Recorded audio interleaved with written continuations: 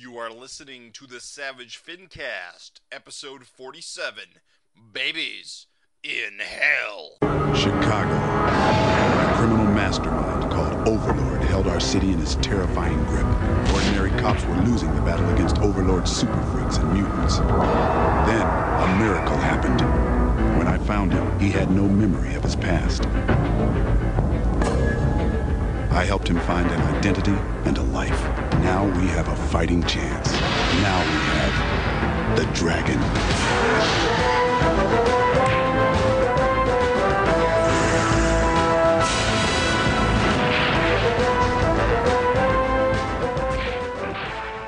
This is the Savage FINcast, the show that is produced by speaking into microphones. My name is Jim Purcell. I'm Raven Perez. And it's back again for a new episode with me and Raven alone again. Our sadness is eternal. Craig, if you're out there. Alone forever. Forever alone. It's okay. We like us, and our moms like us. Sometimes. Your mom likes me. Hey, dog whistle. Are you my dad? No, hope not. I was really hoping to make a breakthrough. That's why I started this show in the first place. To find your dad? No, because you're always hanging out with my mom. Oh. So just thought to connect. Oh, God. Run this narrative into the ground. It's okay. In an alternate universe, it's a reality, so. Yeah, that's a confluence of events to make that occur.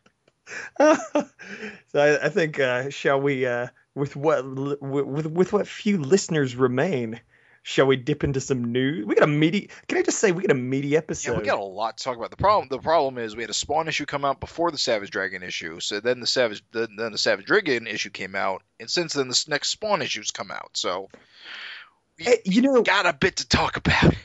We got this fucking Dynamo cranking out like 2 books a month. Yeah, and he's like, it ain't no thing. I just put lines on paper. and I don't know. It's crazy. It's funny. Sometimes you think it's like we're having a hard time keeping up with the 1 book a month, let alone like Spawn coming out like 2 times in 1 month. This may not end for a while. It's good. It's cool. I'm down with it. So yeah, it's a super meaty show. We got 3 issues of comics. The Savage Spawn cast.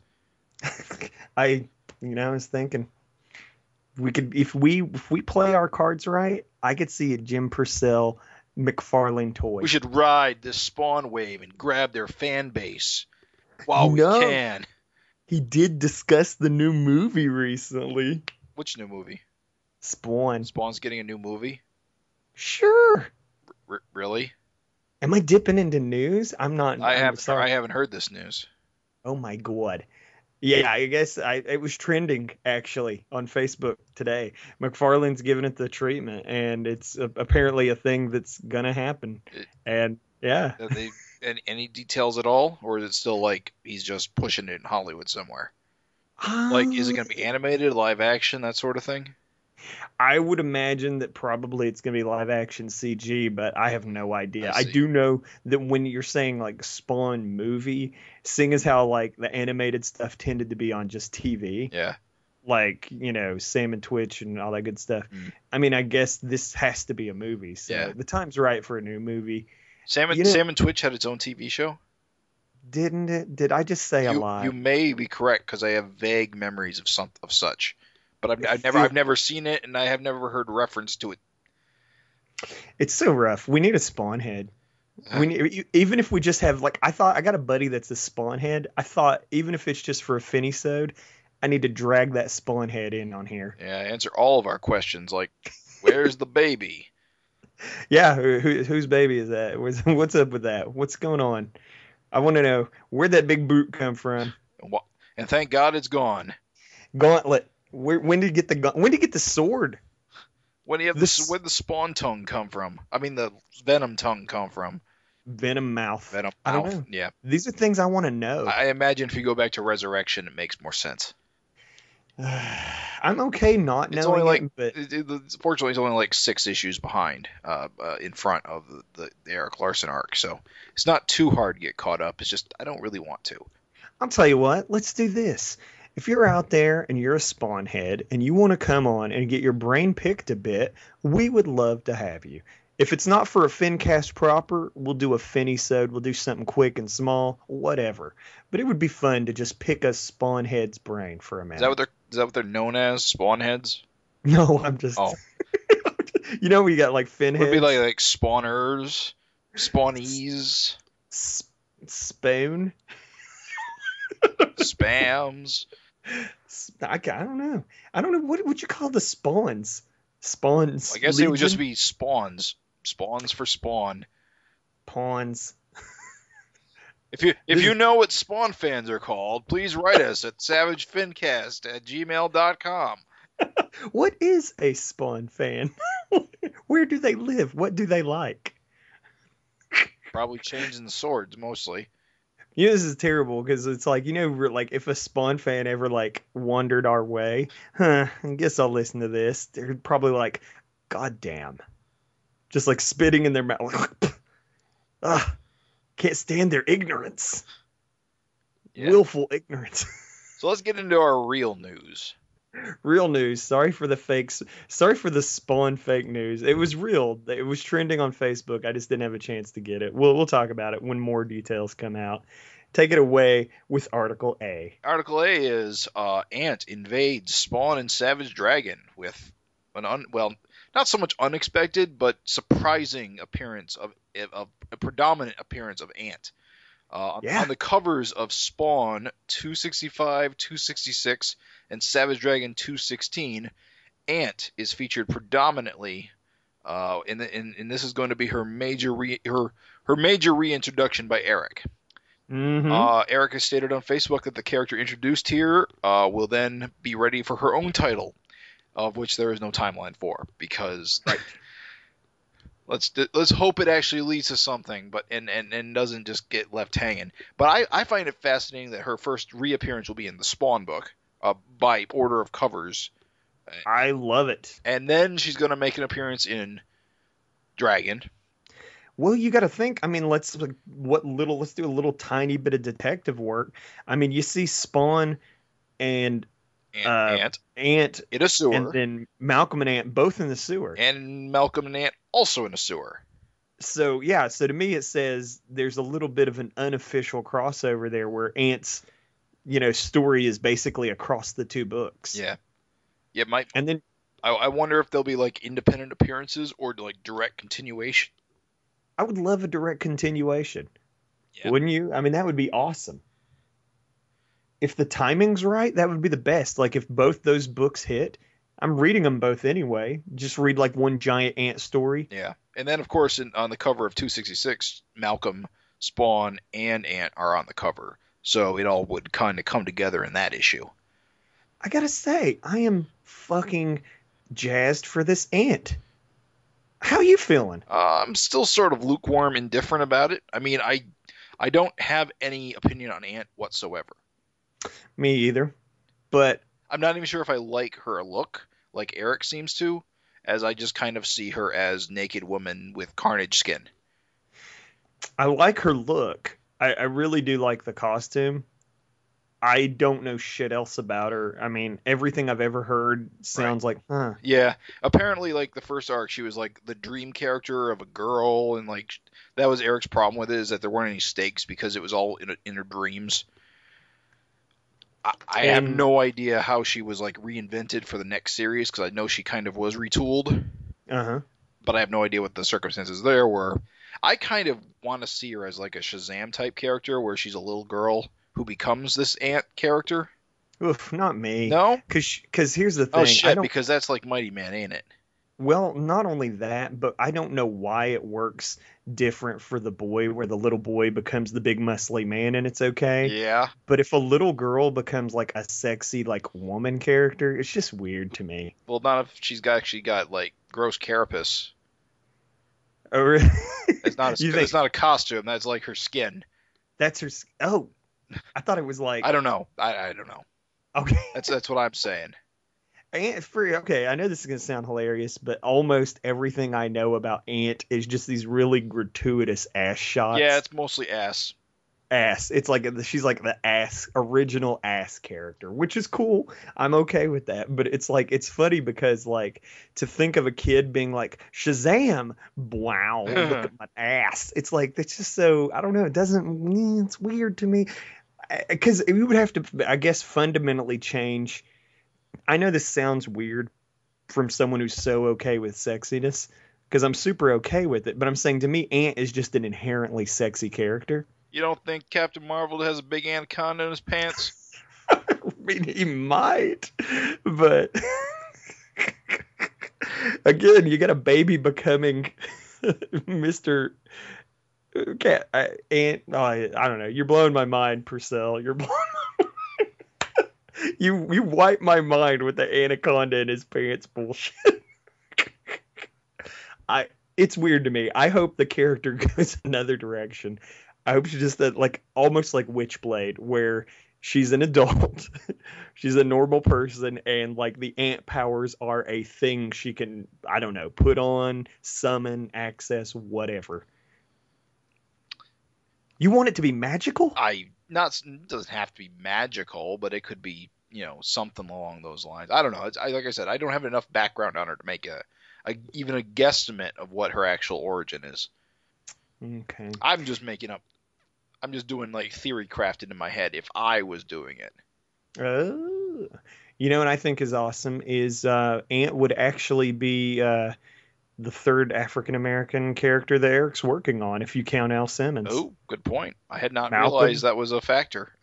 Malcolm, Al Simmons, Ant. I'm just saying, like, very quickly he's got all these, people are complaining about diversity, and it's like every single character he's working on, like his mains are all like every single one of them. So it's like, come on guys, like read these books. Yeah. Stop bitching, read these books. Here they are. I think in that case they need to like show that aspect of Ant off more, just to establish it. I think you'll get it. I mean, because obviously she's not going to be in her costume all the time, so I think you'll get it. I think that should be in there. But yeah, I don't know. I for some reason, I guess it's to me because, like I said, she's a newish character. I mean, it might as well just be new to me. Right. So to me, it's just cool to see Erik have another character that he's excited about enough to try and like push for books. Push for SummerSlam. Yeah, like for instance, nobody's seeing. Obviously, he loves Flash Mercury, and he loves like fucking Captain Marvel and stuff. But it's like let's have Flash Mercury bend over with his bulbous ass. Well, let me just say, you're not seeing Super Patriot in Spawn. You see what I'm saying? Yeah. Seeing it kind of where I'm going with that is it like Ant's getting a push, right? So it's kind of weird how who is essentially a nobody is getting like cover like space with like the heroes. Like, cool. Like he's treating her like she's a big deal. That's the quickest way to become. Look at it work for Invincible. True enough. You see Invincible side by side with like Spawn and Savage Dragon. He was a nobody. Look at him now. Starring in cell phone games. He's a big deal. All right. So what's our next bit of news? Our next bit of news is an incredibly odd nugget indeed. There's this free comic book day crossover comic experiment. It's coming out. The creative team is Ryan Brown, Mike Norton, Tim Seeley, Luke Smorto of 4 Stars Studio. They're going to be making their own free comic book day. It's going to be available May 7th. It's only going to be available at Challengers Comics and Conversation Comic Books in Chicago. And it is called 3D Cowboys Cosmic Convict Challenge. So this isn't even available through regular free comic book day? As lore has it, according to lore, aka comicbook.com, Bleeding Cool or wherever. No, they wanted to do it as a free comic book day thing. Apparently, somehow it didn't happen, but they're doing it anyway. Oh, I had been assuming this was Image's free comic book day. No, because some of the characters that are in it come from non-Image titles. Yeah, but even though they're all independent characters, though. All indies, yeah. The I cast, know specifically like Hellboy's in it. yeah, there you go. You got like Dark Horse, Molly Danger. I'm pretty sure is Action Lab. Jeffrey Brown is just his own autobio comics, Yeah. like, so just to run down the list of characters because it's so crazy, like you got characters from Revival, Hack Slash, Battle Pug, God Hates Astronauts, Hellboy, Savage Dragon, of course, mwah, Love Bunny and Mr. Hell, Colt Noble and the Megalords, Roberto Phantasma, Nameless, which was from Image. Craig liked it a lot. I hated it, thought it sucked. Officer Down, Clumsy, The Wretch, Mythic, Brobots, Molly Danger, Hamster Rage, and Jeffrey Brown. That is crazy as shit. Love Bunny and Mr. Hell still around? I don't think that they are, but They're I know in this. Corey Hampshire Right, of course. did some Love Bunny and Mr. Hell. I don't know if those are his characters or if he was just an artist on it. Nameless was that Rick Remender series, right? Or no, No, was it Grant Morrison and you had oh god, who's the it artist? was the one with the astronauts with the painted suits on the cover? Yes. Okay. And if you remember, me and Craig had a back and forth about it because it has like it really like works super heavy on gross out imagery. Oh. And I know that it's so weird that I should love this Says series. the creator of Raven's Dojo. Chris Burnham. Chris Burnham draws it. Well, the art wasn't the problem. It was that I didn't like the story. Yeah. The art was beautiful. I mean, the art was like flawless. The story was kind of PU. I just didn't like that story. And I like Grant Morrison, so there you go. Like, I love the creative team. This is a kind of a funny, eclectic mix of stuff. Do you recall a few years ago there was like this big deal made about this like crossover comic with like all these like independent characters? Wasn't it even called like Battle of the Indies or something like that? And Dragon was involved in it briefly until Erik decided to pull his character out of it because it became like a huge mess. Yeah. And like only 2 issues ever came out, and it wasn't good at all. but this kind of sounds like the good version of that. Yeah, that's exactly. It's so funny you should say that. When I was looking at all those characters, I was like, it's almost like someone got that Battle of the Indies to be a thing. Yeah. You know what it takes? It takes like, if you look, a lot of these characters have like crossover talent, like Nameless and Officer Down were both done by like Chris Burnham, who Burnham clearly likes Savage Dragon. So you got kind of and clearly Hellboy and, Larsen are okay. There's a kind of like a friend thing here. A lot of image connection. Do we know if it's Dragon or Malcolm? It's Malcolm. Okay. Yeah. You got fucking Hack Slash, God Hates Astronauts. Like, a lot of those are image titles. I never really understood Hack Slash. It was like a slasher supernatural story of some sort, right? Father-daughter. So Hack and Slash, respectively. Oh. And they are serial killers. Oh, okay. I know it's been around for a long time. I always hear about it, but I've never read it. To my understanding, that's what it is. And I mixed it up with Doc Hack a lot. I think those are really different. Those are really, really different. I think those are really different. What's funny is Molly Danger. I like know I've been watching the guy as he like created that. He's like I feel like so lame. Acquaintance is a better word because like I know like seen Jamal, we're Facebook friends, but like we don't super talk all the time or whatever. I just respect the fact that he's out there fucking doing it. And Molly Danger is just so weird, like for this mix of characters. Like she's a little girl power girl, like she's a super powered little girl. Yeah.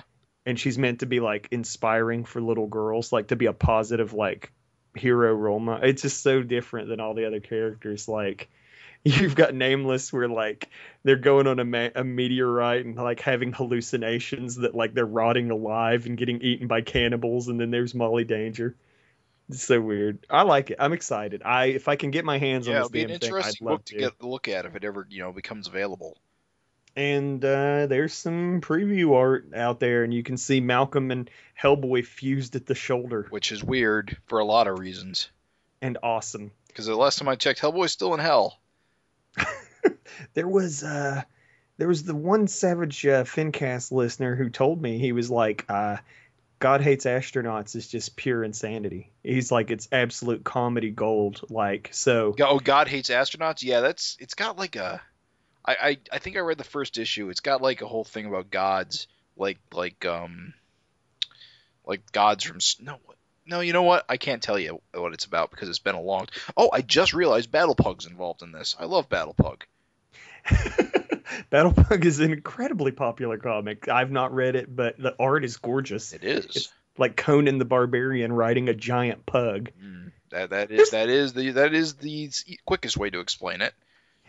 I'm just saying, everything about this seems kick-ass. I would love to get my hands on it. This looks awesome. Awesome as shit. Yeah, but God Hates Astronauts looks absolutely wild and crazy. It reminds, well, not really Jersey Gods, but the other one. I know there's a character, King Tiger, eating a cheeseburger. Yeah. And that's his name. I'm just saying, it tells you everything. It's on my to-read list, big time. It definitely looks good. I know the art looks great. Oh, the art looks good. The weirdo comedy's right up my alley. Like, I don't know, been dying to read it. Just money. Yeah. Hell, I've had money to read all the things I want. Yeah. So, yeah, that's our news as far as we've got, as far as that is. We have a FINteresting conversation just tailor-made for Jim. For me, personally. I better get this out of the way because it's one of these. You're going to get to it eventually. We're going to break. Here's the thing. We're going to break protocol and let Jim go bananas on this because this one's him. It's got him wrote all over it. He's been waiting for this question. Yes. With bated breath. I always wait for this question. I said, Jim, what's with all those worms in your mouth? And he says, I got bated breath. Nice. Do you want me, since this is directed at you, do you want me to read this letter? Yes. You can answer? I do. I want you to read this letter. I will read this letter. This is from our man, Sotiris Gravis. Who has written several times in the past. I love his normal, like, extremely, like, detailed, like, very verbose form of writing. He's thrown us a bone this time, and he's made it a lot more down to earth. English. Thank you. No, it's cool, though. We like them both. But he says, FINcast crew, greetings, gentlemen. Sup? I'm listening to your podcast as we speak. Be forewarned, this is my attempt at a more sedate, less crazy letter than I normally send in. I submit that your FINcast fellowship might consider drawing comparisons between the tough as nails Judge Dredd and Savage Dragon as part of your FINteresting conversations, where Jim Purcell formally declares who he thinks is a cooler character. It's interesting how they've both been allowed to age. Dredd ages in real time as well, now in his mid-70s if you can believe it, and still going strong. The major difference, whoa, I think Craig just did a line of blow there that scared the shit out of me, but I digress. Where was I? Oh yeah. The major difference, which separates these two characters, is that Dragon would take down villains even when he wasn't a cop. Not the case for Dredd, who doesn't concern himself with crime when denied his official capacity as a judge. With regard to his function in life, Dredd was literally to the manner born. Conversely, Dragon's birthright was never one of justice, as per the persona non grata of Emperor Kerr. I would be cool to see, oh, you fucked up so bad, you got egg on my face. No, it would be cool to see a one-shot where Dragon the convict gets hunted down by Dredd. At least we got to see a 2-issue crossover involving Dragon and martial law back in the day via Green versus Gangrene. And well, that's all for now. Adios, amigos. Sincerely, Sotiris Gravis. P.S. It's a shame Savage Dragon and Martial Law never got the movie treatment, even though screenplays have been written for both, whereas Judge Dredd has 2 movies under his belt. Technically, there was a martial law film starring Jimmy Smits that had nothing to do with the comic, and at least Malcolm had a sex tape for a while. That's gotta count for something, I guess. P.P.S. Hope you guys check out the new ultra-violent Deadpool movie. Dredd and martial law would approve. Jim? Whoa, that's a lot of words. Take it away. Well, for one, I don't like Deadpool very much, so I'm not likely to watch Deadpool anytime soon. All right. I think he's a horrible character. All for right. a whole variety of reasons. But seriously, though, a lot of people draw the immediate comparison between Dredd and Dragon in the law enforcement capacity. That's obvious. That's the connection. That's not why I draw the parallel between these characters so strongly. So Okay. they're both action heroes Mm-hmm. that are long running, run in real time, Mm-hmm. and both of their characters are basically completely ruthless. Okay. And both are steeped in a hint of humor, as well, mostly the dark variety. Okay. Also, both have, in their long runs, have huge rogues galleries, Okay. of which there are massive body counts throughout its run. Dredd is another character who has a tendency to kill his opponents more often than not. Mm-hmm. And as wild and crazy as Dragon Chicago is, and with his vicious circle goons and whatnot, Mm-hmm. it ain't got a patch on Mega City 1 and its denizens. Even the normal people in Mega City are kind of All fucking psychos. Basically, every single person in Mega City 1 is a psychopath waiting to happen. Mm-hmm. Everyone's on edge, because when you live in a massive city where welfare is affecting 99% of the population, boredom will lead to all kinds of nightmares. And Dark Lord ain't got nothing on Judge Death, I'm afraid. Oh, okay. Thrown down. Yeah. What's the other major comparison? Well, Dragon, of course, has the singular vision, where Dredd has, an eclectic mix of creators, where there is one primary creator in that John Wagner primarily has guided Dredd to be the character he is today. Okay. He continues to write him even up to now. Okay. Although there's a lot of rumblings that perhaps he'll be retiring soon and finally passing the torch officially. Although it's in very funny good. If Larsen made that his third book. What? Judge Dredd? Jesus. Judge Dredd. I still want to get him to draw Dredd someday. I'll make it happen someday. Money. Yeah, money. Money. I got to get to cons. It's got to get to cons. Money. Cons and money. Personality-wise, Dragon's more of a loose cannon. Mm-hmm. Cop on the edge. Right. Dredd is definitely more of a by the books kind of guy. But he's not as much of he's a hard ass. He's a killer. Mm-hmm. But he generally falls on the side of right more often than not. See, Judge Dredd himself, his whole gimmick is, well, it's not his gimmick. His whole I can go and talk about Judge Dredd all day. But the point is Dredd judges everyone equally. He's not a fascist because he is not. He does not single out any single, group. Mm-hmm. He is equally tough on absolutely everyone. Most importantly, himself. Okay. See, I would trust the fate of the world to Dredd before I trusted to Dragon. Ooh. Because Dragon is a known fuck up. I famously remember once you finished your Dragon run. Yeah. You were like, so what do you think? And you were like, he's a fuck up. Yeah. The world's a lot safer with him in a jail cell. Right. That's all I'm saying. Right. So anyway, for my dream Judge Dredd Dragon story, I'd have a really simple setup with just Dragon, not Malcolm. Well, you could do it with Malcolm too, but I really want to have be Dragon just because I'm an old man set in my ways. I'm afraid. But I would want Dragon to just in a Rex Dexter device just drop into Mega City 1's future, just plop. Sure. And he's all confused and oh no, I'm in the future. And see, in the future of Mega City 1, it's kind of illegal to be a green fin-headed freak. Really? Just in general. Okay. Unregistered. So that immediately causes conflict, which, of course, Dragon's the kind of person who would resist local law enforcement that came out, especially if it comes in hard, like Justice Department does. Okay. And so he'd resist, and that immediately is another crime on top of his other crimes. And basically, I'd have Dragon stumble around just committing minor and major felonies constantly until Dredd's finally dropped on top of him and hits him with a few high X rounds to blow a few parts off of him. Right. And then I'd have him I'd have him sentence him to life in ISO cube, and then I'd have him just be whisked back home to his native time in current day Chicago. Okay. And that if he ever goes back, he's got all that time to serve. And that's the crossover? Oh yeah. because they would never get along at all.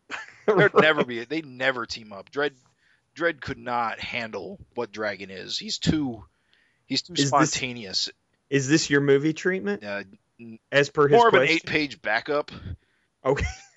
Who's drawing this? Of course, then I can get into my whole amalgam character, Judge Dragon, who was found in a burning field in the far future of Mega City 1, brought under the wing of Frank Fargo to become the future lawman that he needs to protect his world on the edge of nuclear Armageddon. Right. Yeah. Chicago 1. Mega Chicago 1, that's right. Mega Chicago 1. With his partner, shit. I have all this treatment all written down. I need to write this out. You got to, man. If you don't write it down, it doesn't count. Alex yeah. Wait, no. Alex Hershey? Yeah. No, Hershey Wild, that's it. As his partner. So I gotta ask you. Yeah. So that's your 8-page backup. Like, who's drawing it? Oh, anybody. Any schmuck I can get off the street. Any schmuck. Honestly, if I had a pick, it'd be Henry Flint.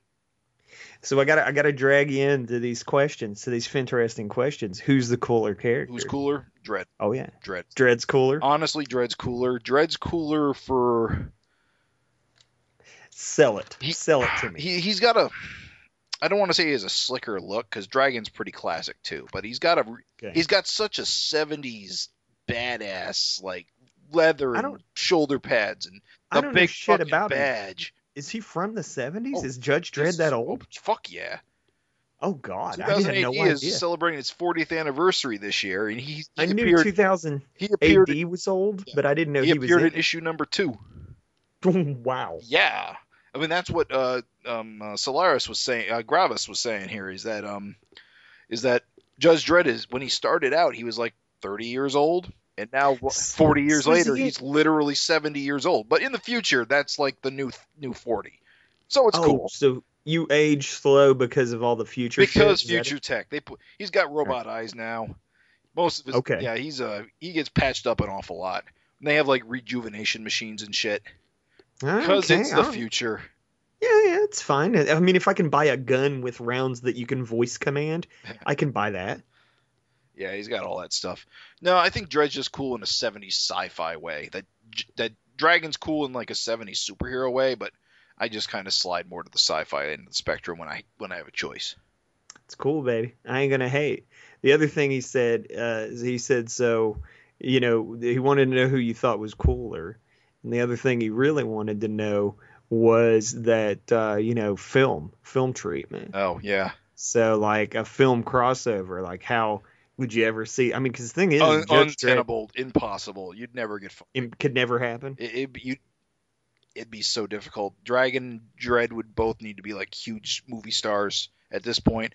Dredd film, for all its, like, acclaim, couldn't even manage to make enough money to greenlight a sequel. I thought the sequel was happening. Oh no, the theater showings were poor. Blu-ray sales were good. Everyone's basically moved on at this point. It's been like 5 years. Yeah. Wow. Yeah. I thought Keith Urban. I thought like the Chin made it happen. Oh yeah, he wants to do it. He's always in for it. But no, we've only got some comic versions, comic sequels that are running in the Judge Dredd magazine. Garbage doesn't count. Yeah. Throw it in the can. It's pretty good. Done. It's good? Yeah. I mean, it deals with some of the stuff the movie can't deal with, like mutants and robots and... See, but then it's just the comic again. Well, that's sort of the problem, is that it is just the comic again. I'd rather be reading real Judge Dredd than movie Dredd at that point. Bingo. Yeah. Yeah. I mean, this thing is like they proposed that Batman 89, where it was like a comic book continuation of Michael Keaton's Batman. Oh, 89. And I'm like, I thought you were talking about 66. No, Batman 89. It was a failed proposal. Right. It never happened, but somebody did propose it, and I'm just like, no, you know, at that point though, you're just reading a comic. Just read 90s Batman. It's not special at that point. Yeah, exactly. 90s Batman was Batman. Anything written by Alan Grant. It's all good. Well, who is also a Judge Dredd writer. Judge Dredd. So he wanted to know if which was cooler. He wanted to know about the film treatment of the two. I don't know. I feel like you tackled I it don't all. really have an opinion on martial law. I think Pat Mills can't write himself out of a paper bag. Don't hold back, Jim. Don't hold back. And, I like and that honestly, the crossover. martial law crossover is a pretty good indication why, because he got so many details of Dragon completely freaking wrong. Yeah, I don't feel like the martial law dragon felt like dragon. Yeah, I mean, the only Really. great thing about that is just seeing Kevin O'Neill draw Dragon. That's like Oh, I love that art. that's great. That was a league of extraordinary art. It was fantastic. He is the league guy, right? He is the lead guy, yes. All right, just checking. Yeah. Now, if Alan I'm gonna- Moore wrote Savage Dragon, Oh God, he'd change everything, dude. You saw how he handled Spawn. it'd be Supreme. I've one condition for writing Savage Dragon. I want to throw everything out. It's like, okay, sure, whatever. Did he write Spawn? I meant You meant Supreme. I meant Supreme. Yeah. My bad. All right, we should move on. It's cool though. I am glad. I like that FINteresting conversation. Congratulations, Sotiris. You won the 3rd T-shirt of 2016. Of course, you have your choice between the Sailor Moon design, or if you want the Thunderhead Bad to the Bone design, you may If only you're choose. a pussy, Well, you can only choose one. So I'm just saying, but you can enter again later on the year. That's fine. No rules against that. Email me your shirt size, your color choice, and which choice of shirt you want. And of course, we always want to hear your interesting conversations, everybody, with whatever questions you want the host to discuss. That and fan mail, we appreciate that as well. Thank you for your fan mail. Thank you for listening. yeah, we actually got a lot of mail this last episode, so we really appreciate it, guys. We are getting your letters. Yes. We're just not having as much time to read them as we usually do, especially with all these Spawn issues to get through.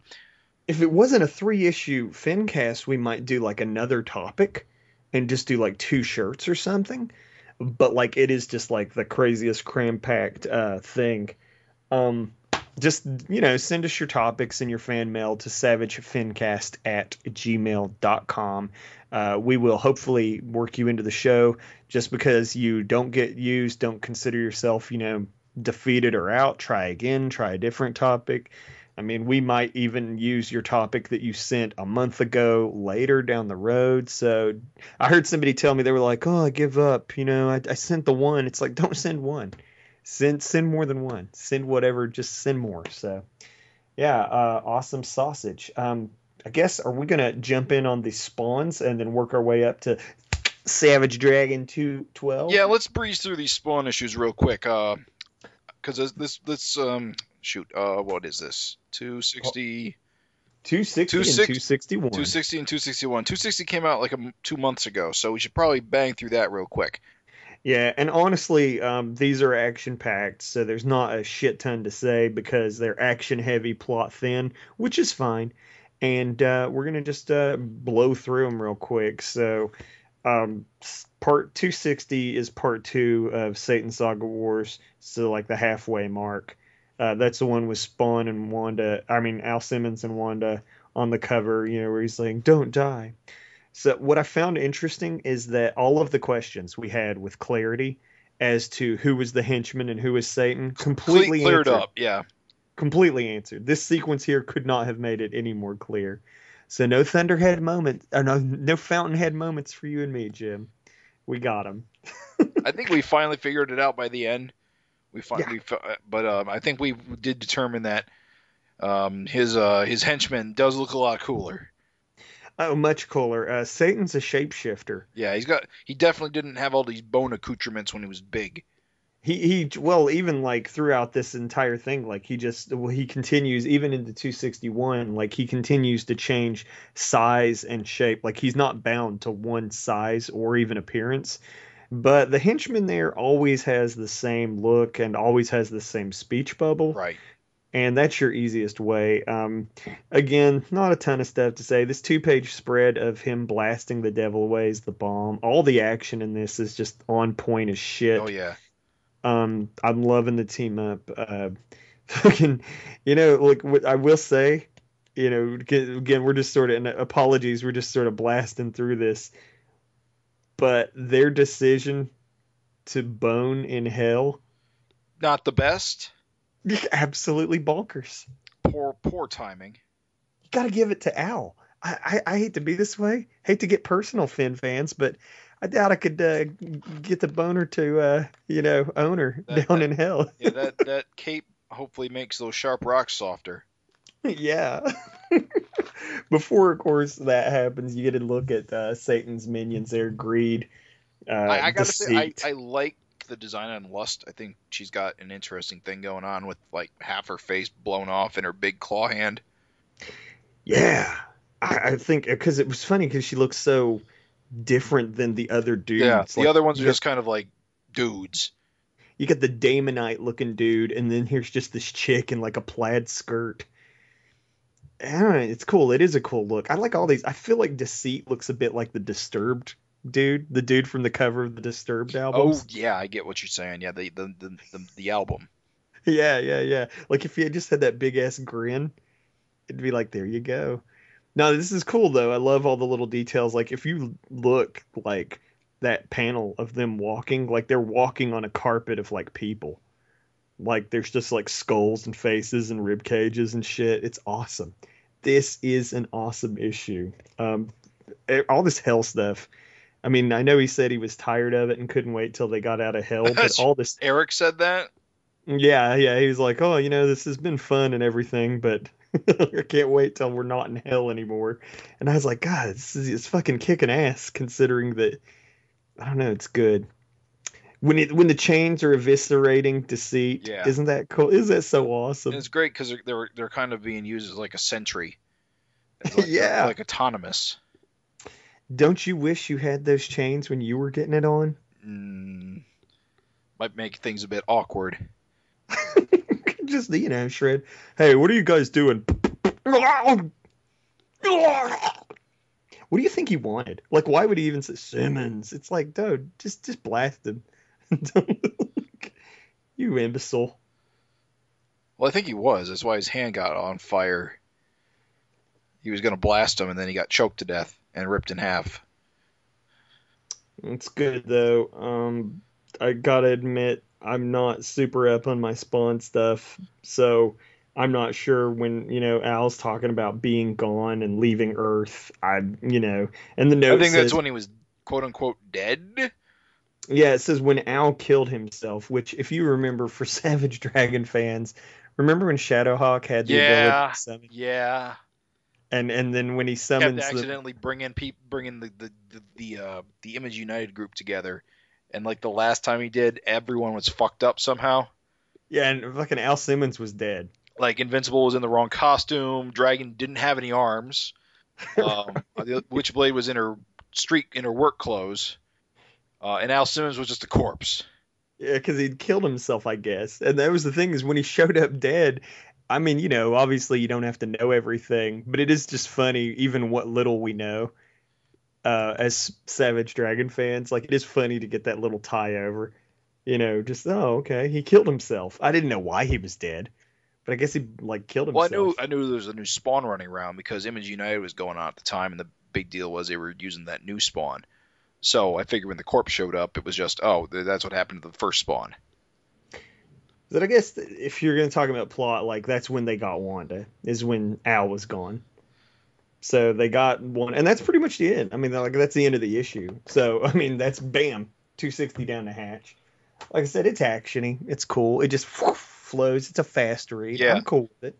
So, micro impressions. Were you was good. feeling that? Looks great. Yeah, you're right. This things just kind of move along in a decent clip. Still the good action. Still the good art. I'm kind of glad that McFarlane isn't really overpowering Erik's style. No, I think he's actually complementing it quite well.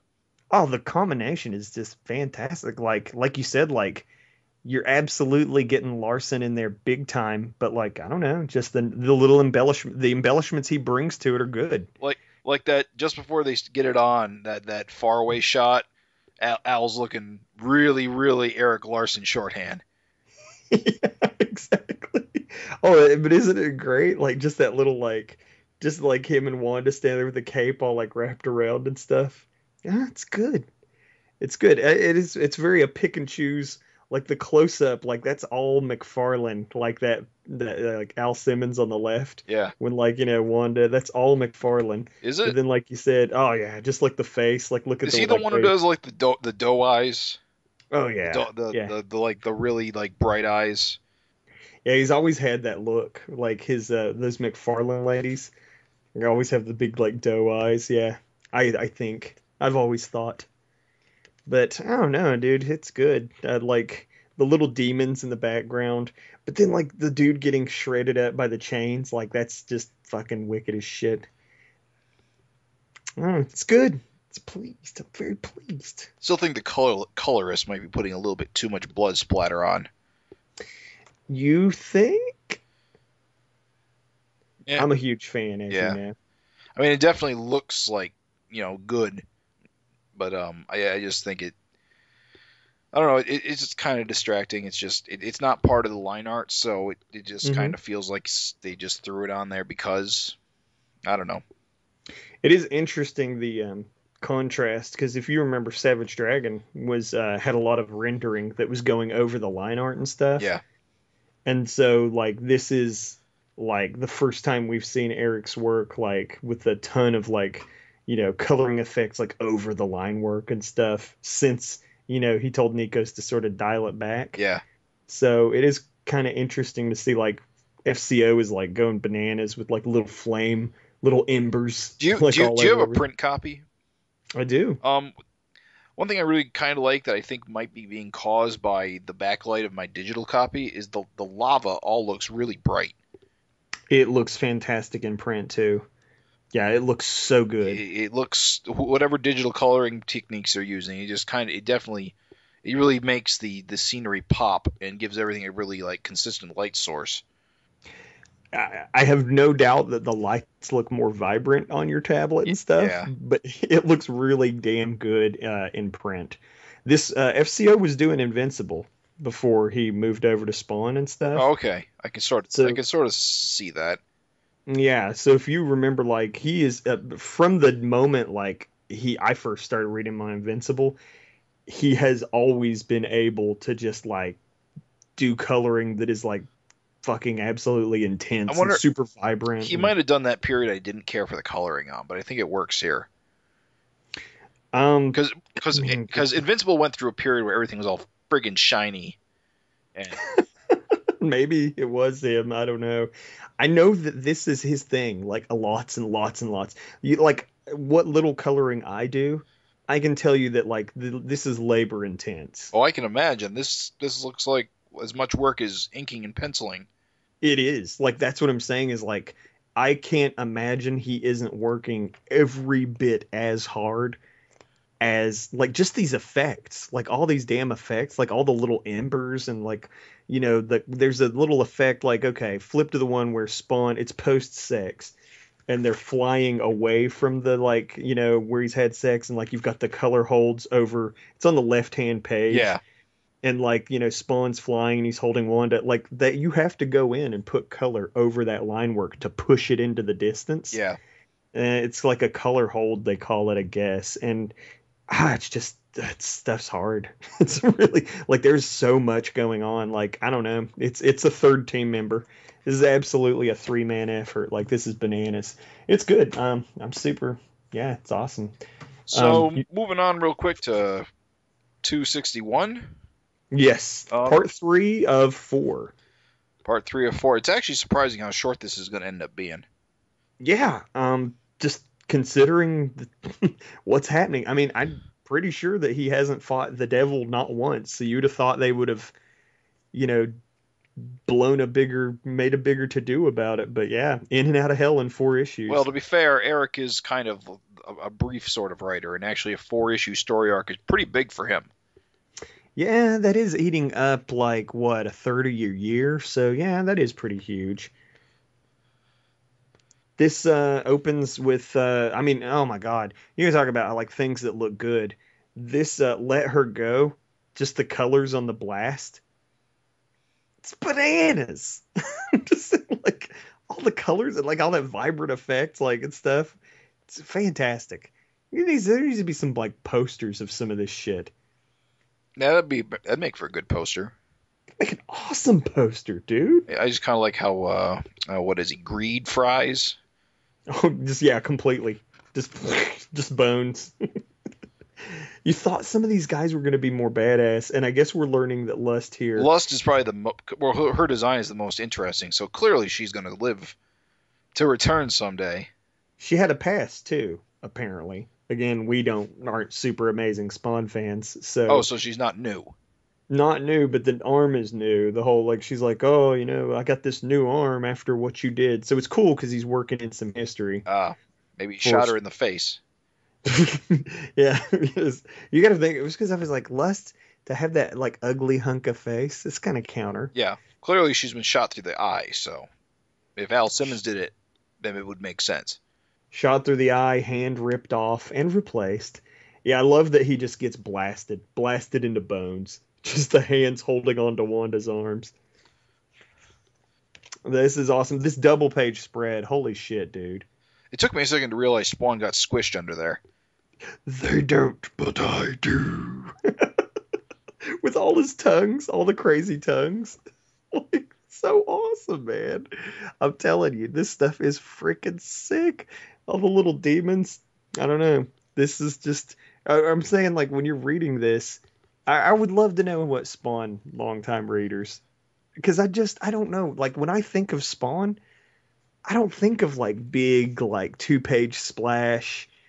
Like it's not that like art on Spawn has ever been bad. Like they always have amazing artists, but like just this giant like actiony type shit. I don't know. It's Larsen, man. I'm digging it. You want to talk about a colorist nightmare? Look at all the textures on the devil. Yeah, there's a lot going on there.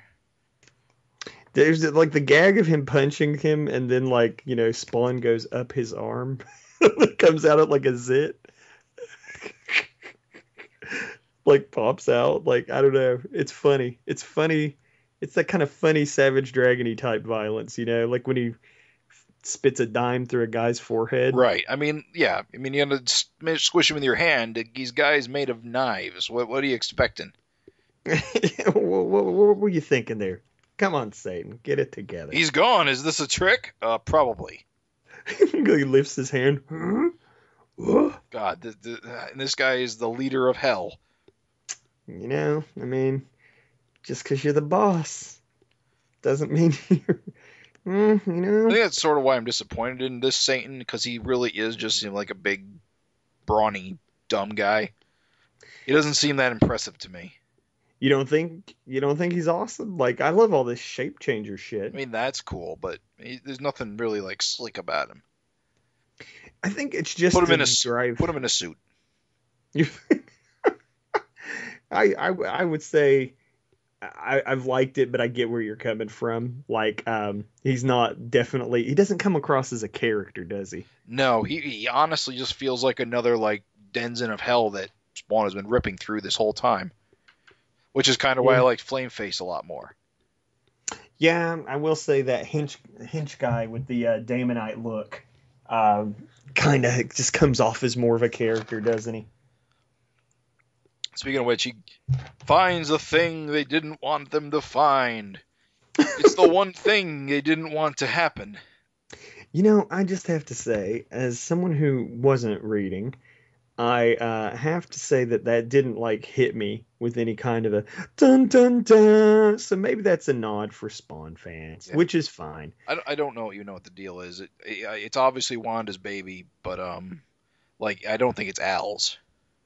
So that's what I was suspecting, just based off closure, where she's like, "It's not what you think." I was thinking, because the whole thing with poor fucking Al anyway, this much I know, is that like, he went to hell and Wanda moved on. Right. So I could kind of see him making this sacrifice for what's not his kid. Right. Which is heroic as shit. Yeah.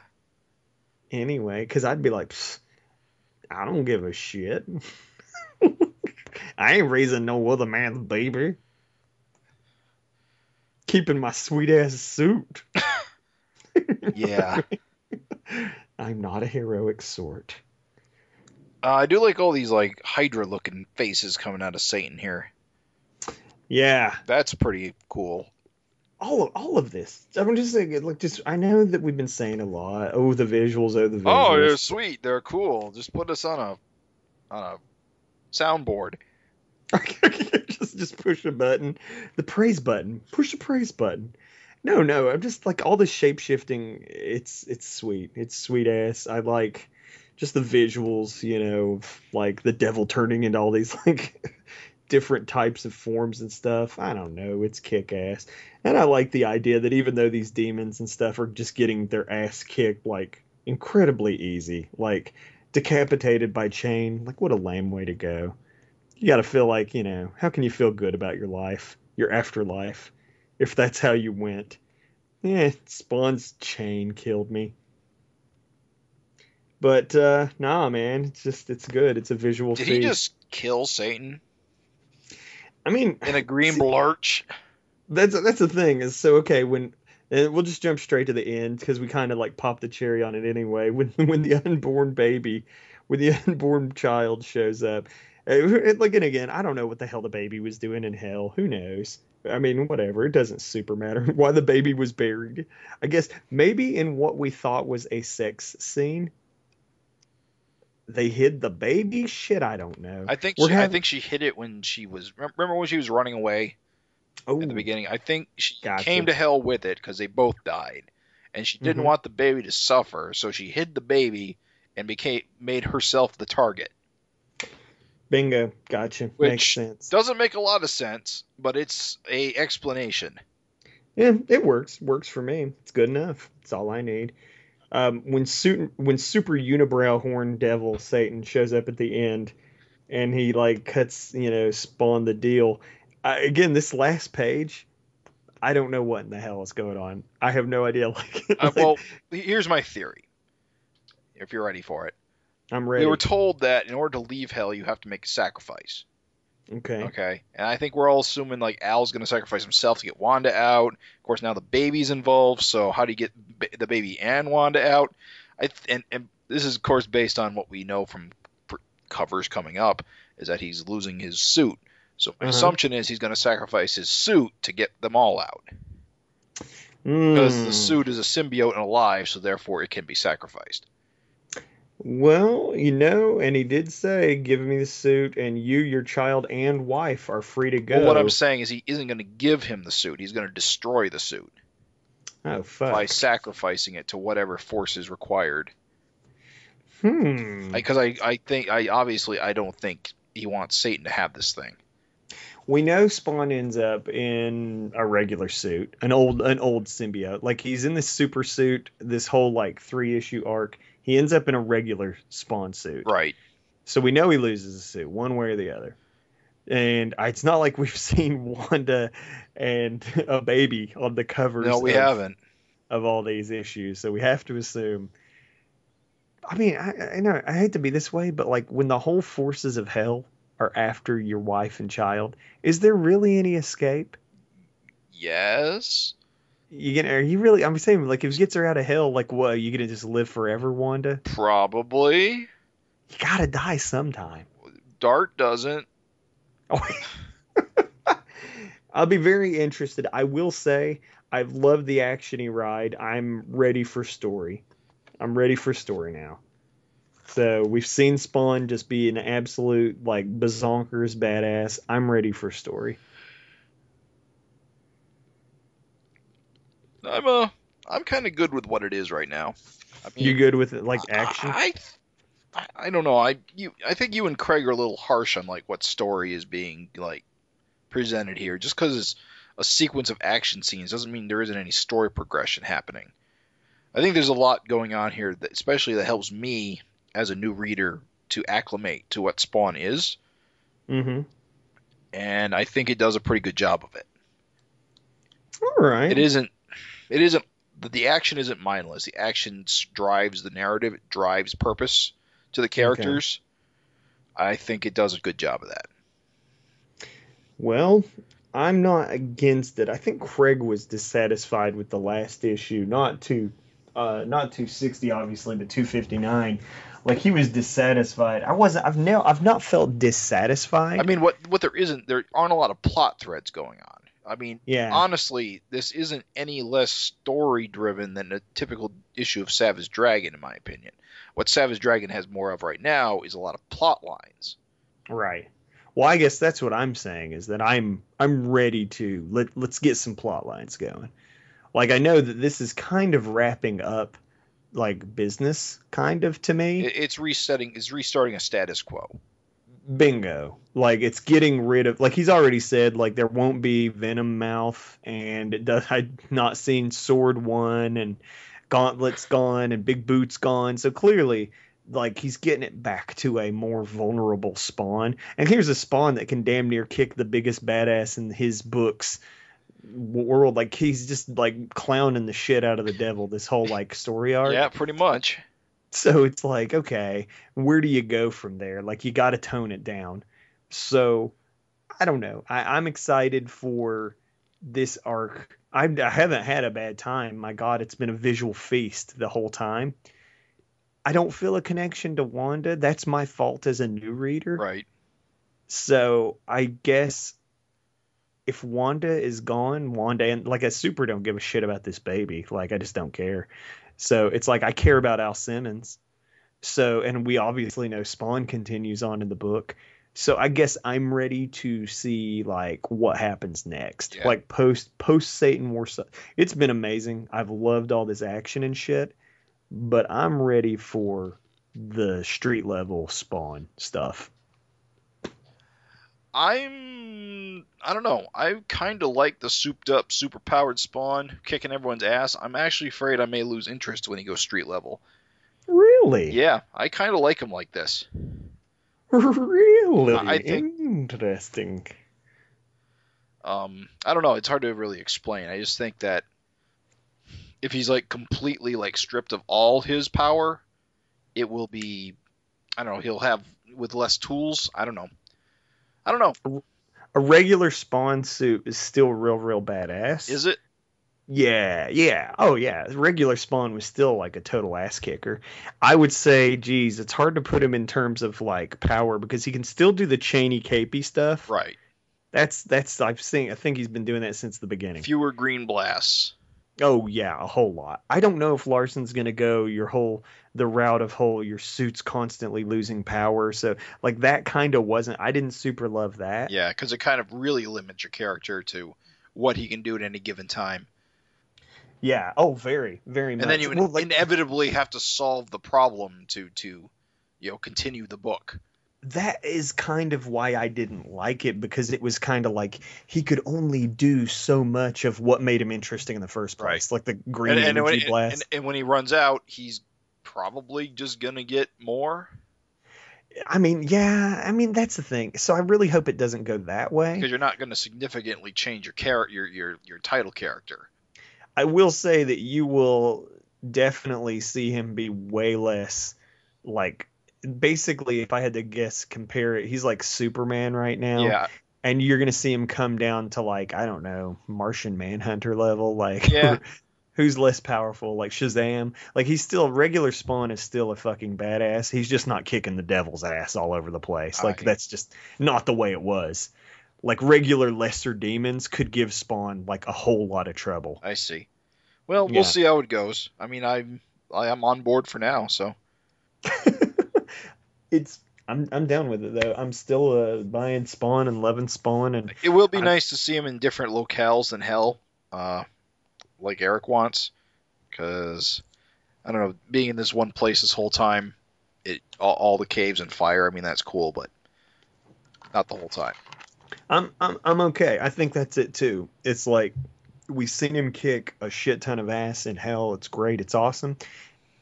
I think when Savage Dragon works best is when there's a lot going on. So I guess I'm real excited to see what happens when Spawn has a bunch going on. Like almost every cover has had a new villain.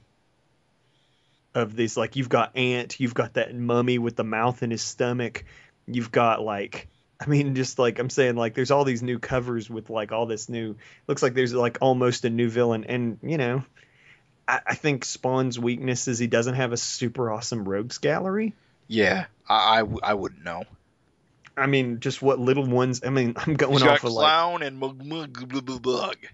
He's got Clown, and he's got Redeemer, which is like kind of the anti-Spawn, like, oh, I'm good Spawn, and you're evil Spawn. It's kind of a reverse, like, Spider-Man Venom kind of a thing. Uh-huh. And, I mean, it's just, that's not super awesome. I don't know. It never grabbed me as, like, super awesome. So, and then there was Angel, which was kind of a cool thing. Angela? Or Angela, yeah. Who is now a Marvel character who we'll never see.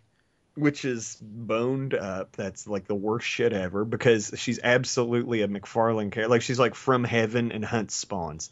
It's like how is there a more how is there an even... Now she's a space character who does whatever Guardians of the Galaxy's doing this month.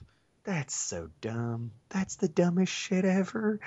That's so dumb. Whatever. I don't know. But no, I'm not down. But like, yeah, that's the thing is Angela was one of the coolest characters in Spawn's Rogues Gallery, and she's gone. And, like, Clown is cool, but, like, Clown and Spawn kind of have, like, an understanding. Like, Clown even helped Spawn get to hell for the beginning of this whole Satan Saga War thing. Like, an uneasy alliance. Like, I don't know. I'm really eager to see some new villains get in there. Yeah.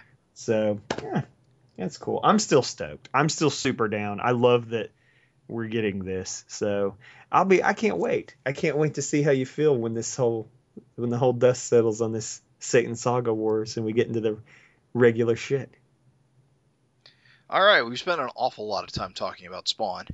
There were 2 issues. We had to. Yeah. But this is a beefy Savage Dragon issue, so it's good. So, yeah, Savage Dragon 212. This is the second issue of a bold new cop direction. Bold nude erection. I got some things to say about this issue, but let's see what you got to say first. Well, I have to say, I was very happy with this issue. I was very happy with this issue, dude. Really? Yeah, I like this issue a lot. What really clicked with you in this one? There was this whole weird, sketchy art style he's trying on for size.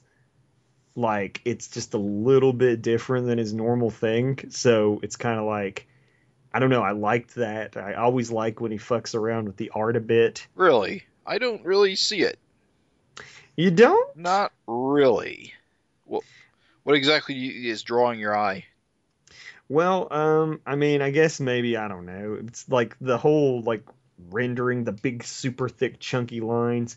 It's a little bit of that insider scoop that he posted. He was playing around with this calligraphy pen. Okay. So, like, there's some really thick, chunky black lines in all throughout this issue. Like, go throughout this issue. Yeah, I kind of see it on, like, this splash page with Malcolm. Like, his arm, definitely, you can sort of see really thick lines. Really thick. And later when he's, like, all beat up, like, his face, like, just, like, degenerates into, like, his shoulder. The torn-up shirt is just a bunch of, like, thick, black, choppy lines. Just the rendering on the demonoid woman. Like, I think they have a kick-ass look. Like, just, like, I don't know. It's kind of like... It's not all killer. I mean, there's, like, when you look at the, like, how the hospital bed looks under Maxine, like, that kind of looks a little bit not awesome. But then, like, there's that, like, super sketchy close-up of, like, Malcolm's face at the beginning of, like, the issue, just opposite of where he's yelling freeze. The one where he's like, "You're safe now, ma'am." Like, I don't know. It's just really rendery and crosshatchy. So I don't know. Maybe I'm seeing something that's not there so much, but it's good. The art was good. The action was good. The whole plot progression, like, about, like, Maxine. I don't know. It's like, even just Maxine's little character moments of, like, refusing to have the baby until Malcolm's there. Right. It's funny. You know what I mean? Yeah, that's kind of one thing I liked about this issue is it had this juxtaposed. Malcolm's on the job. Maxine and Angel are, like, palling around, dealing with their issues. Mm-hmm. And to speak of something about their little... I mean, Malcolm beating up demonoids was cool just because, like, it was great action, but also, highlighted his problem of fucking up and like he killed the guy. Like he didn't mean to. Like when he sees the guy, and doesn't the guy look super flat? Yeah. It's a real problem for him, man. His head's like all deflated. It looks like all 2D and stuff, like it was run over by a car. Doesn't it look like absurdly like a t-shirt on the ground flat? Yeah. Malcolm, you really got to work on that. It's a problem. It's a huge problem. So like no, but like then you've got Malcolm like in this super serious, like he kills the father of these kids and he's, you know, fighting this woman and their shit's all serious. Then you get to like Angel and Maxine and they're making these big cartoony faces with their big mouths and stuff. How could this happen with the giant mouth, you know? It's good. Just like you said, the difference between the juxtaposition between like the main plot and the B plot, like it was good stuff. And then the cliffhanger and all the backups. I don't know. It did it for me, man. This is the kind of issue of Savage Dragon I like. Like there's just a shit ton of stuff going on. There's an A plot, a B plot. There's like, you know, lots of backups, like shit tons of letters. Like, I don't know. This is good. It was a good issue for me. What are you feeling? You sound like you got a thought in your head brewing. My only real thought is, why did Ant show up so early? I was thinking the same thing. It's just weird how her design is so ant-like. Considering Ant is going to be appearing officially soon. Could be leading to something. You don't know. I very much doubt it. I'm pretty sure he just drew. He wanted to draw a naked devil lady, and her cannibal babies, which were awesome. The cannibal babies were fantastic. Well, not really cannibals if they're not people. Well, yeah, they're eating humans, but still, they're like, you know, eating humans. Yeah, but just to go back, just to start from the beginning. Of course, we got the A plot of Angel and Maxine, basically dealing with the whole plot of Angel's baby may still be alive. Yeah. Question mark. We don't know. Of course, Maxine's also very pregnant and trying to make a decision on whether or not to have the baby early. Of course, she wants Malcolm to be around, and of course, Malcolm's busy, you know, killing people. Right. Murderer. I thought that getting to Malcolm, this kind of going in on the job to like find missing people, I think that's kind of the thing he should be doing more of. Yeah. Like these people, the whole premise is that these people have all been kidnapped, and he's sort of the guy who goes in to, you know, investigate, you know, why like this mass number of kidnapping, and of course something weird's going on. There's a big hole in the floor, and in it is even the build-up. Yeah. Like there's that big hole in the floor, and people are getting dragged down in one by one, and they don't know why. I was like, ooh, it's a good start. That's a good setup. Yeah, that all these traumatized people. It's a good setup, though. I will say I don't the splash of the demonoid guy coming out of the hole looks a little wonky. It's that little leg. Is it the little leg? Look at the little leg. It just doesn't seem like he's like climbing out of the hole or jumping out of the hole. It just kind of seems like he put speed lights on because he looked a little weird. Well, he just sort of, you know, hopped up out of that hole, and yeah, I'll give you that. Also, is it me or does he just look like Dragon on the next page? Oh, with the like chin? Yeah. You know? Yeah, you know, I can see that. He's definitely got Dragon's proportions. You know, this is one of those cardinal sins of comics where like a guy is like doing and saying multiple things all in the air. Yeah.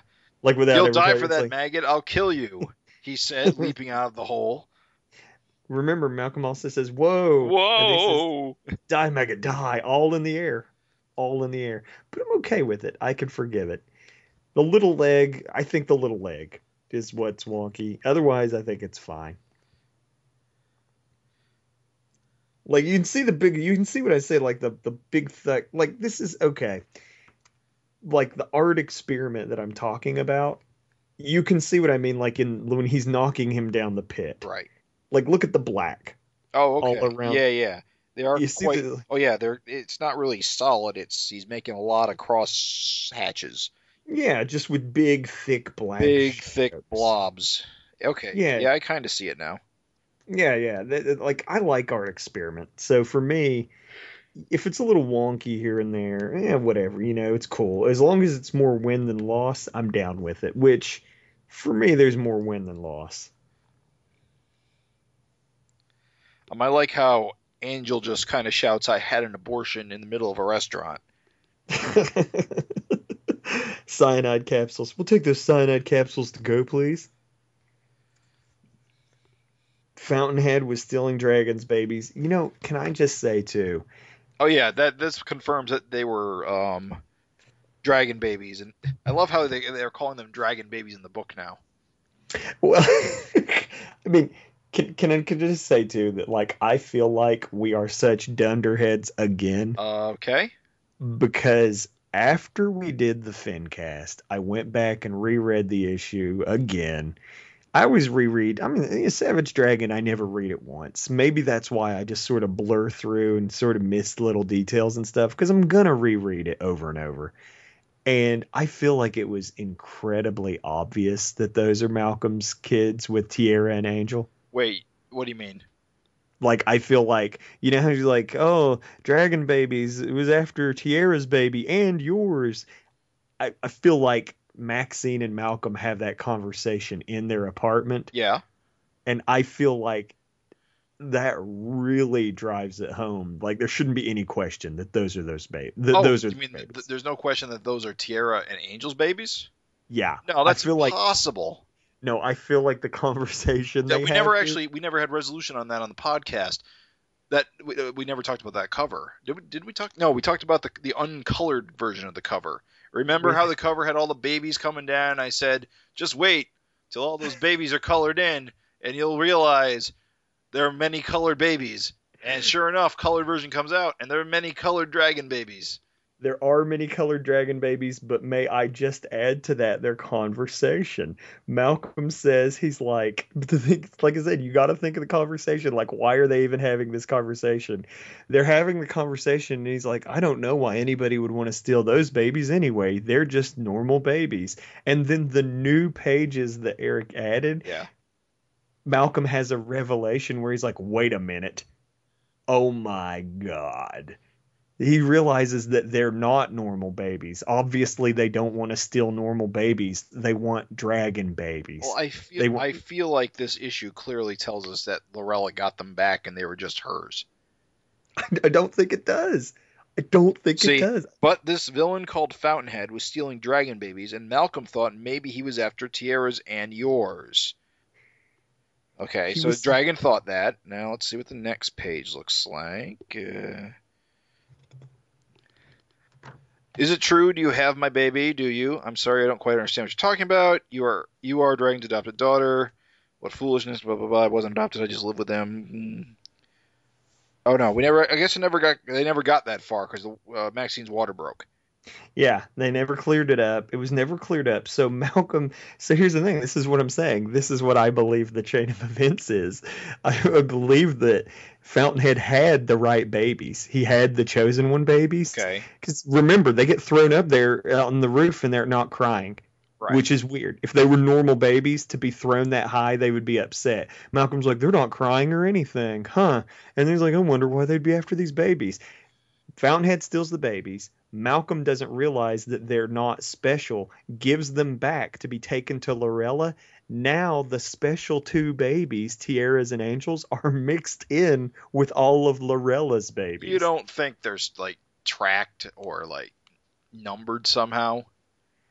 No. Like with little wrist bracelets? Babies. No. Like, what if, I'm pretty sure Lorella would realize she has two more babies than what she planned for. She's probably smarter than that. Do you think? I feel like that's exactly what's happened. Well, that's certainly a possibility because it has not been denied yet. I feel like that's exactly what happened because Fountainhead was after those babies. And like he said, Malcolm comes to the conclusion. He's like, why would he want those babies anyway? They're just it'd be like stealing two normal human babies. And there you go. I feel like it's like I feel like he was after those because they were chosen one babies. And I feel like those chosen one babies got taken back to Lorella because Malcolm doesn't realize they're special. He's like, hope they're not mine. Gives them back. They get taken to Lorella because where else would they go? Right. and then the next scene you see is Dart and Malcolm. I just don't have a logical explanation to how did Fountainhead find them? They're two different babies of two different mothers in two different places, and he happens to have them both at the same time. All right, I got a little bit of thought. If they didn't both come from Lorella's like incubators. For one, all right, the one baby gets disposed of, cremated, but it's not the end of it. So they think it's dead. They dispose of the cremains, which, by the way, is the official terminology for cremated remains. Fascinating. Sweet portmanteau society. At any rate, the baby, which is viable at conception, crawls out of the cremains and is just a loose feral baby, just like Tierra's baby. You got these two loose dragon babies crawling around. Chicago's a hellhole. People get their hands on them. It ends up into the criminal underworld. Boom. Fountainhead's got the babies. It's not even a huge stretch of the imagination. I see. So Fountainhead was just like the runner to collect them? Yeah, it's not like he found them himself. He's just taking them to Dart. Taking them to Dart. Yeah. So I'm just saying, like, remember, the abortion clinic thought they disposed of the baby. They didn't think, this baby. That's a pretty extreme regeneration if it came back from frickin' ash and bone fragments. But dude, remember the brother, the one that got killed by Vanguard's aliens? He was plucked from severed remains, like as like an egg. Like I'm saying, like these are viable. Yeah, okay. Viable at conception means viable at conception. Like, and dragon, you've seen dragons survive crazy shit. Like chosen. I still think it's pretty well developed for what should be like a mass of cells. I don't know. I definitely is a big mystery, and I'm kind of curious how Eric's going to explain it. Well, I think I want to say, I just wanted to throw that in there on the FINcast that like we were like, wow, that's really crazy. What a far out concept. And when I went back and read it, unless Dark Lord like snatched it because he knew what was going on. Teenage Dark Lord's still out there. Yeah. And shit, we don't know. There's the whole Covenant of the Sword type dealie. Maybe where he replaced it with another fake one because he's known to do so. Anything could happen. He's been gone out of the book a while. I mean, it'd be a hell of a way for him to come back. Yeah, I want him to come back. Last time we saw him flying away, and that's the last we ever saw him. I was hoping he'd become like the main like villain of the book, especially with his ties to Malcolm. I just love that there's a Dark Lord in a hoodie. Yeah. Well, if they're aging fast, he isn't going to be in that hoodie much longer, which is why I want him back before he grows out of hoodies. Wouldn't it be cool if he was just in a big ass hoodie? A big hoodie with huge fucking shoulders. Just a giant fucking just a giant. What are you wearing? I just kind of like how it looks. It's comfortable, okay? Yeah, that armor wasn't quite doing it.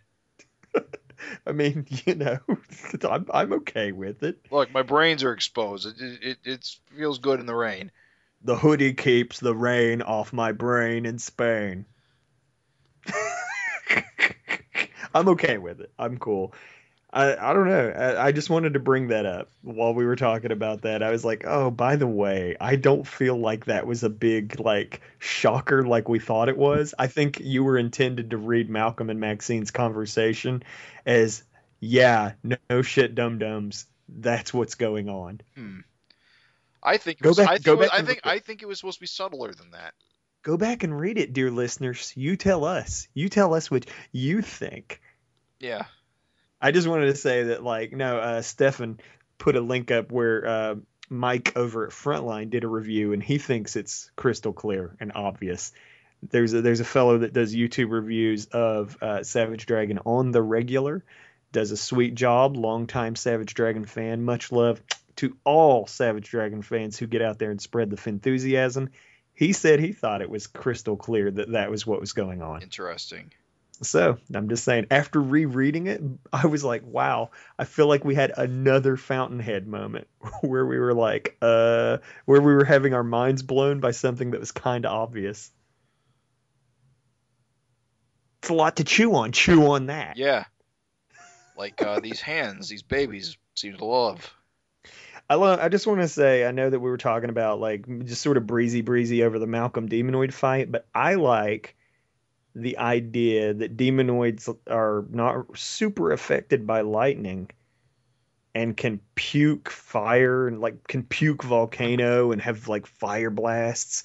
Like, I don't know. That's awesome. Like they're apparently their hands can like scorch to the touch. That makes sense. These are cool characters. I'm just saying when the demonoids first showed up, they just kind of struck me as like generic devil characters. Yeah. Well, I'm not really sure what they're from, like the center of the earth. They're not like supernatural. They're just earth dwellers, right? That's how I took it. They're not magical or anything. They're also not demons. Like they're just called demonoids because of their appearance, but it's cool too because you kind of get like this little peek into like who even knew they had any kind of like culture or like rules of society. It's kind of weird that they're married, considering they eat people. Yeah, that's it. Like I'm saying, it's cool. It's like you killed my husband. It's like they got married. There are rules in place. Like if you kill the husband and best the mother, then she's yours. Like now Malcolm has this demonoid that is like just like as far as she's concerned, according to her society's rules, she's Malcolm's now. Like I don't know. It's a cool development for. I just didn't think about the demonoids having any kind of anything, dude. It's a neat little thing. That's all I'm saying. I just love that cute one gnawing on Malcolm's leg. Don't you love the little hot stuff sort of a thing? Yeah, he should become a recurring character. Satan's little helper. Actually, I like Malcolm should have like cut one of his own arms off to feed them. Just because you can regenerate doesn't mean it doesn't hurt. And that's the thing, is how are these kids going to eat? If they eat people. Only people. Like, it's funny that they wouldn't even think to, like, try human food. They just went straight to eating people. Yeah, what can you do? Like, I don't know, what future do these poor bastards have? It's not like they can just, like, go get jobs. Put them back in the system. Yeah. And by the system, we mean a hole. A hole in the ground. Back in your hole. Extradition to hell. Sorry. Nah, it's cool. I hope actually we see more of these characters. I'm interested to see what happens to Demonoid MILF. That's my official name for her, Jim. Demonoid MILF. Yes. They're never going to get mad when there's a naked lady running around the book. Never going to get angry. So, what do you think Malcolm's next words are going to be next issue? Oh, dude. I gotta know. Who knew there was going to be a damn cliffhanger? I just thought it's just an asshole cliffhanger, too. I mean, that's the thing. Is like, I gotta be honest. I thought the damn baby was going to be, like, born. I thought we were going to, like, flip the page and there'd be the damn baby. I didn't think it was going to be... Because remember, Angel's like, is that... And Malcolm's like, oh my God. And it's like, what the fuck could it be? What do you think his next words are? Oh my God. I hate to say this. It breaks my heart to shreds to think it.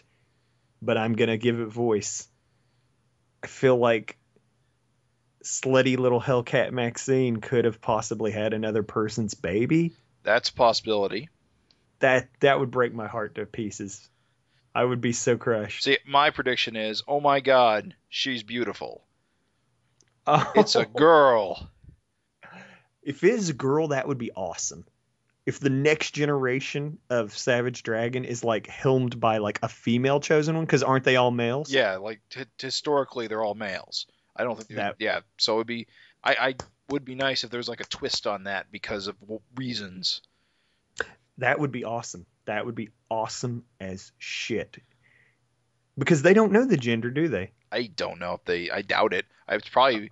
Well, see, that's the tricky part because Lorella's probably been monitoring this whole time. So wouldn't she know the gender by now? Oh, wouldn't they just assume it was a dude? Or maybe she would just assume it's male because she's Acrylian. She's Acrylian. They're always male. If it was a girl, that would blow my mind as well. Whoa, good twist, Jim. Yeah. Good twist. But yours, oh my God, it's white. Oh my God, dude! Listen, if that happens, I'm gonna cry. Like if it belongs to the really nice Asian cop. Damn it, PJ. Oh, PJ. Oh, I forgot about Asian cop. Shit. Could be. She had the date. Remember, she was. But I mean, I know 9 months. Yeah. I know the window for it is small. There were never any dudes in the mix. I just feel like at this point they would know it's superhuman because of all the shit Lorella's been doing. Like, I mean, maybe she just overassumed, but I don't know. I just think that'd be something you could monitor. How strong it's getting. You got Dr. Doom. You got Dr. Doom in the heezy. You know, he's not ready for this. Dr. Doom. Is that his name? Yeah, his name's Dr. Doom. Dr. Harold Doom. That's hilarious. I missed that fact. He is the Herald of Doom. I'm telling you, it's great, my man. It's great. I'm super jazzed. Dr. Doom delivered Malcolm and Maxine's baby. Well, I mean, it is funny. You're right. I just, it's cool because you never know what the hell direction you could go, because if this baby winds up being, it could even be a normal baby, like for whatever reason. It could be like hilarious too if it was a girl, but it was a human girl. Yeah, if it was just a human, like it could be something crazy. You have no idea. Like it could just be a normal human, and it could still be their baby. Yeah. Like it could be like Maxine and Malcolm's baby, but it's normal. It could be. And maybe that what spurs like whatever drama gets between them. Like when Rapture got pregnant and Dragon didn't believe he could make her pregnant. I mean, now they've got an Asian baby. What does it mean? I mean, that's the thing, is we've got all these assumptions that we're running on, but in reality, if you want a Savage Dragon male character in the book, you've already got 2 floating around, 3. I mean, you got Barry, you got, the Battle Dragon, you got Malcolm and, Angel and Tierra's babies. Like, so there's 3 dude chosen ones running around. So no, Barry's not chosen.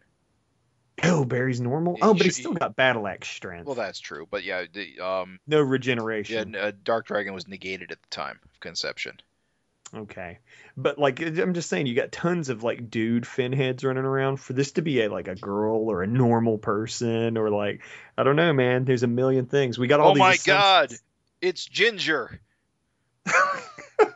The fact that it would have hair. What if it just had hair on the side of a fin? Like just like a fro split by like a fin. I dig it. No, it's whatever it is. It shocks Angel. It shocks Malcolm. I'm interested. I'm stoked. I can't wait to see.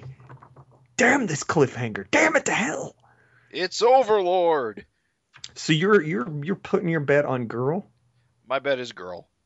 Girl chosen one or girl human or girl chosen one?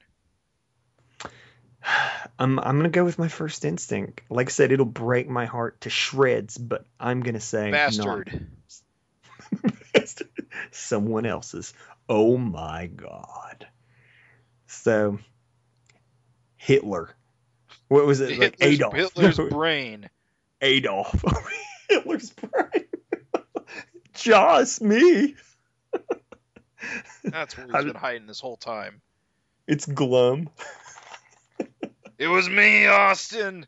It was me all along. Solid. I give the main story, even if you didn't have the Sweet Letters column, even if you didn't have the funnies and the Hack O'Hara and the Stardust Super Wizard backup, I give the main story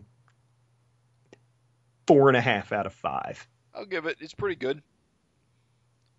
I think it juggled its plot lines without getting bogged down. Action ran through the whole book. I think it's pretty good Savage Dragon comic. All things good considered. Savage Dragon. I'm super stoked, super jazzed. So what do you think of Hack O'Hara? Let's get to Hack in a minute because of his FINcast relevance. I do want you to talk about that because that's awesome. Let's give the funnies some love real quick. Okay. I just want to say our pal Thunderhead. Much love to Simon and our pal Thunderhead. Too bad they couldn't. Too bad they couldn't have got in that Asian girl from the wedding. I mean, that's all he's got to do. She didn't care if he had ears. They were cutting a rug. I wonder if Simon's gonna give us more Thunderhead. I feel like this book needs more Thunderhead anyway. Yeah. I love Thunderhead. So more Thunderhead. Any Thunderhead you can get, even if like a strip of just Kevin dating, bring it. Bring it. It does suggest there may be more our pal Thunderhead strips in the future, since it has its own title. I hope so. Heck if I know comics. Oh my god, that was funny. Yeah, dude. that was funny. That was funny. That was good. My hat's off to you, Charlie. My hat's off. And Gosh is Dead is good. I have to say, Gosh is Dead is some beautiful little art. Beautiful little art on that strip. I thought the gag in Gosh is Dead was a little bit easy. Yeah? You didn't like that? It's just, generic bonehead TV exec. So he shoots him. I guess that's a punchline. Well, I'm okay with it. I crown Heck If I Know Comics the winner. Yeah, that was a good one. They were all good. I'm sure Craig didn't like it. Why not? He doesn't. Not to speak for him or all, but it's one of those ones with like the weird how do I even explain it? One of the he doesn't like those the one from last time with the superheroes. Oh, Manchester's Best Orphan. What am I talking? Yeah, Manchester's Best. No. No. Hold on. I just realized I have all the other comics. I can just go back and check. If only there was a way for me to verify. Oh, but of course it's not in this issue because that was last issue. Okay. Truth Serum by John Adams. Okay. It was the one where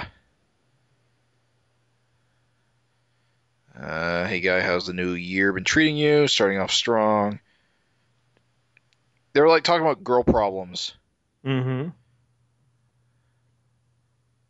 It doesn't matter. Point is, it was like super dry. Oh yeah, yeah. I still like it though. I like Grandma's face and the way she's interacting with the child. It's funny to me. I'm cool. We'll have to ask Craig when you come back. We will have to. Hack O'Hara has Savage FINcast relevance. Yeah, funny story. I just realized this. Remember way back in 2011 when I decided to bring together all of these clowns to talk about Savage Dragon? One of the very first comics we happened to read about was Crack Comics that this Hack O'Hara strip is from. So if you go all the way back to our horribly, horribly recorded episode 0, you can hear all of my comments about Hack O'Hara. Which I have no memory of because it was fucking 5 years ago. I know, dude. That's the thing is like when you said that he's like, Hack O'Hara, we've seen this before, haven't we? And I was like, what? It was like you haven't. You blew my mind. Well, I mean, you have. I'm sure you read Crack Comics. Did. Yeah. But I forgot. I just forgot this. Yeah. Like, I forgot it completely. So, yeah. So, Jim, I dare you. How consistent are you? We're gonna see if you're if you're a flip-flopper. Are you a flip-flop? How consistent is Jim Purcell on his opinions and his stances? Oh, geez, I don't even know where to begin. We want to know. I mean, I like what Erik did here with the trying to replicate the old comic style with the out of alignment printing and that shit. Mm-hmm. The flat coloring. Mm-hmm. The story itself is Hack O'Hara is a good name, and I like taxi driver characters, but generally I prefer them in space. Okay. Sure. Space cabbie. Space cabbie, right? I don't know. This as a brief short story with kind of a punch out comedic ending. It's fine. Yeah. I mean, it looked great, of course, and the monster's kind of generic and for Erik, and Hack O'Hara himself doesn't really have anything to. He isn't anything special. He's just a cab driver. That's what's so funny to me is it's like, really? I kept waiting for him to turn into something. Yeah, that's like the joke. He's not anything. He's just a cab driver, and it just so happens that whatever this day was affects the future in a way that it affects him now. Right. And the guy that saves him like does, oh, I came back from time, Space Legion, oh, eternal gratitude. It's like, what about my cab? Sorry, pal. It was like the only so much I could do. I was like, yeah, of course. No, it's good. It's good. I dare you, listeners, go back. Go back in time. 5 years back. Back to when our recordings sounded like we were in a fishbowl. You guys started in a fishbowl, didn't you? Wasn't that Nick Justice was there? He knows. Yes. Wasn't that Nick's Fishbowl? I think it was. Wasn't the name of that brothel he ran? I recorded with like a chest clip-on mic that came with my computer. That thing was. Are you serious? Oh yeah, it was the worst. Oh my god! Now and I recorded an MP3 instead of uncompressed wave. That didn't help. Mm-hmm. Oh, the sins of youth. I should need to go back and listen to that just to see. All right, I think it's funny. That was FINcast 0, wasn't it? Yeah, that was our test episode. When we weren't really sure a single comic book could sustain a podcast for any amount of time. I remember that was the question everybody asked: is, can you really do a podcast on one comic? Apparently, yes. On this one, you can, motherfuckers. It helps when there's a lot of history. Yeah, and passion. I think blind passion. Yeah, that's good. You gotta have that kind of excitement, that enthusiasm that makes you read an issue so fast you don't even know what you read. Did he have water for eyes? Did he have laser for eyes? I don't know. I'm just happy to be here. So there's also the Stardust pinup, which I believe was like the backing to like an action figure. It was. There was like a Indiegogo or a Kickstarter, some kind of crowdfunder.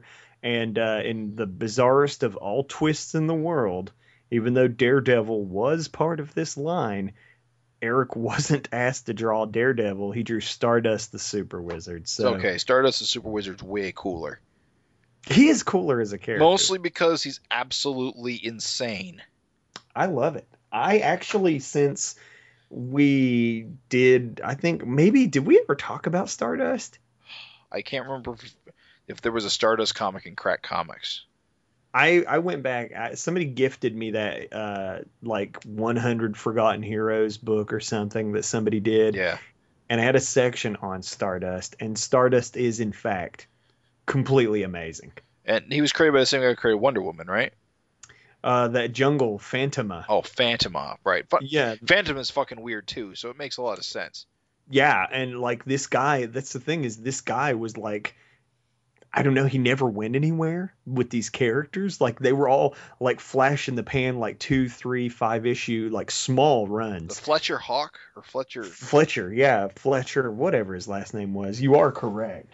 But like the thing is that like these characters are amazing. Like basically, like you want to, Superman's overpowered. Fucking Stardust the Super Wizard, he just like plucks a guy from reality and throws him into like frozen time prison in a crystal, and it was like the most. He's like, suffer forever in frozen time prison, and like, wow, what a punishment, Stardust! You don't fuck around. He could give Supreme a run for his money. I love it, dude. It's good. I don't know. And he's public domain. Is public domain, which, and actually what's funny is I don't know if running this as a pinup was just to kill space or whatever, but technically Stardust could show up in the damn book. I think he didn't he? He was. I'm vaguely thinking he was one of the background characters for Solar Man. He was right from all those characters. Like the dude with the skull and bones, Daredevil, they're all those same characters. And again, in continuity, they're in Chicago and they're immortal. So technically, well, I think most of them went to join SOS because all the superheroes left Chicago because reasons. Oh, right. Damn, I forgot about the SOS. Yeah, there's like no superheroes in Chicago right now except for Dragon and Angel. Okay. And Mighty Man, technically. So Stardust is saving the world with the SOS. Yeah, okay. Yeah, I would read that. I'd love to see Super Patriot deal with this guy who like buries people at the center of the moon or takes them back in time to kill their own grandfather or some bullshit. Turns her skeleton into a song. That's it. Yes, that sort of thing. Yeah, that's the thing. Stardust was completely bonkers. So was that Jungle Woman character. She was bonkers too. Just bonkers as shit. But I mean, that's why they were cool. I don't know. Like I said, it'd be cool. I would like to see Stardust show up in the book. I don't know if there's anything behind this other than he just wanted to showcase the art. Yeah, I'm pretty sure he just needed to fill a page with he had a pinup laying around. But I'm cool with it. Let Stardust join the cast. Put him in there. Daredevil's in there. Put him in there. Why not? So, I don't know. All in all, Savage Dragon 212 was fucking fantastic. Pretty good issue, I agree. That was fantastic. It was good stuff. So, yeah, I hope you guys enjoyed this super beefy FINcast. And shall we take a peek? Yeah, let's take a peek at Savage Dragon 213. Into the future. Savage Dragon 213. Malcolm Dragon's wife gives birth. And Savage Dragon becomes a grandfather as this multi-generational superhero book set in real time takes its next big step. Erik Larsen brings it. Well, it's technically Dragon's already a grandfather like twice. And he's got an alternate reality. No, I guess that would be his son. So no, I guess Barry's not his grandson. No, just he's like a bizarre bastard Malcolm. son. Yeah, bizarre bastard Malcolm. Bizarro Malcolm.